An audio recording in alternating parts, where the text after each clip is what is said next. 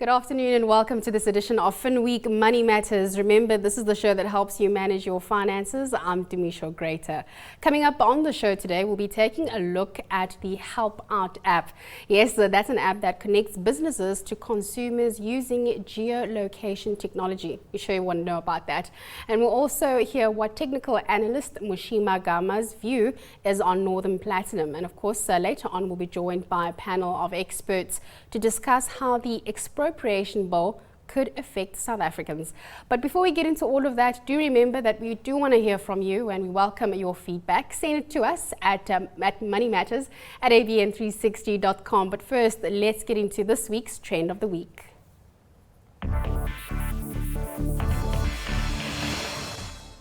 Have you ever been stuck trying to find a plumber to fix a burst geyser or blocked pipe? Well, you no longer need to trawl through the internet or flip through telephone books or old community newspapers to find someone to find your electric gate or even install your DSTV. Joining us to tell us more about this Uber for handymen is Francois Briers. He's the founder of the HelpOut app. Francois, thanks so much for joining us. Do tell us, how does it work, this HelpOut app?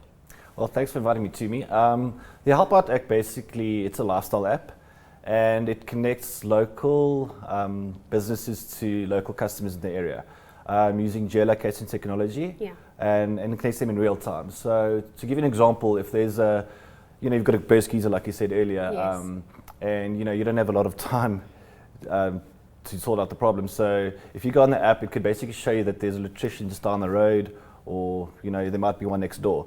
Instead of trawling the internet and finding someone in Joburg, but they 40 minutes away.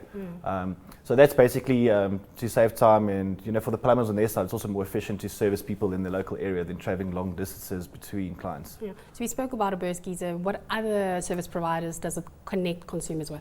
So basically, to test the market out, we've identified the main ones that people normally use for home or business. So we've got electricians, plumbers, we've got handyman. Also your DSTV, a lot of people have problems with DSTV and can't go without that. So we've also then got a garage and gate repair and alarm systems. How do you vet these service providers? Because I'm thinking about kids on Uber for handymen. For Uber, we knew that there was a process that goes through so you know the driver that you're getting. And for service providers, how do you vet that process? Basically, with the launch of the app, we invited a lot of the service providers were invited onto the app. So with that, we did a vetting process. Obviously, we invited, the trustworthy, the well-known brands that people are familiar with.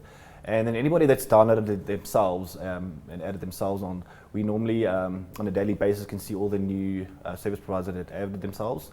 And we have a process where we vet them, check their website out, the contact details, make sure the certificates are in place and so on. How do you make money out of this? At the end of the day, it's about making money too. So how do you do it? So to launch the app initially, obviously to test the market, the app's free to download. It'll always be free for customers' use.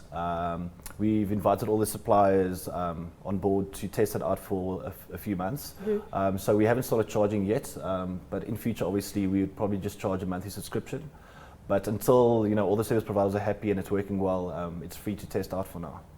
Free to test out, and so you say in future you will be looking at charging.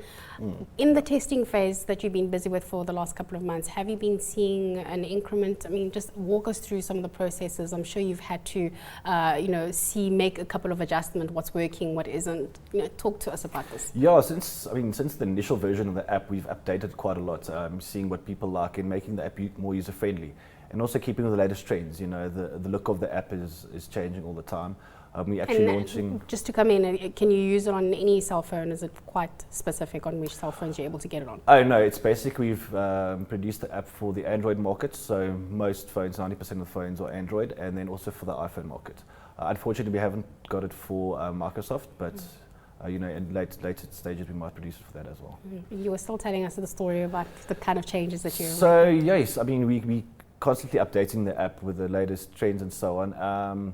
We've made the app more user-friendly than it was originally. I think it's now literally three touches of a button to actually request a plumber. With a new version of the app coming out in May, hopefully, it actually broadcasts to all the plumbers in your area, so you make the response even faster.